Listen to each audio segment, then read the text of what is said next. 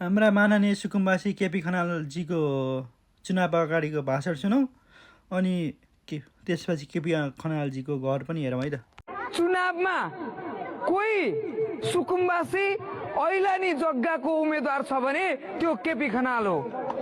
अब लाल पूर्जाको नाममा कसैले भोट माग्छ भने उनीहरूलाई तपाईहरूले भनिदिनुहोस्, यी लाल पूर्जाका नाम बेचेर वर्षौंसम्म भोट दियौं, अहिले लाल पूर्जै नपाएको एउटा केपी खनाल पनि त उम्मेदवार छ, घन्टीवालो, त्यो आफै सुकुम्बासीको छोरो हो। अब त्यसले पीडा बुझ्छ, तपाईँ भोट माग्नेले पीडा बुझ्दैन भनिदिनु होला। हाम्रा माननीय केपी खनालजीले चाहिँ सडकमा झाडु लाएरै 3 तलाको घर चाहिँ ठडाएछन्।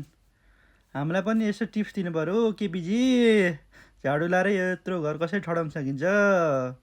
चुनाव अगाडि त म त सुकुम्बासी हो भनेर खुबै भाषण दिनुभएको थियो त। चुनाव पछाडि त यो घर कहाँ यत्रो घर? झाडु लाएरै नेपालमा बसेर यत्रो घर बनाउनु सम्भव छ? सम्भव छ भन्ने मान्छेले मात्र कमेन्ट गर्नु होला। जो जसलाई भिडियो मन पर्दैन तिनीहरू सबले इग्नोर गर्नु होला। यहाँ कुनै झोलीपन्थी चल्दैन। सच्चा देशभक्ति, देशलाई माया गर्ने मान्छे मात्रै मेरो भिडियोमा चाहिँ लाइक कमेन्ट गर्नु होला। अरूले चाहिँ इग्नोर गरेर जानु होला।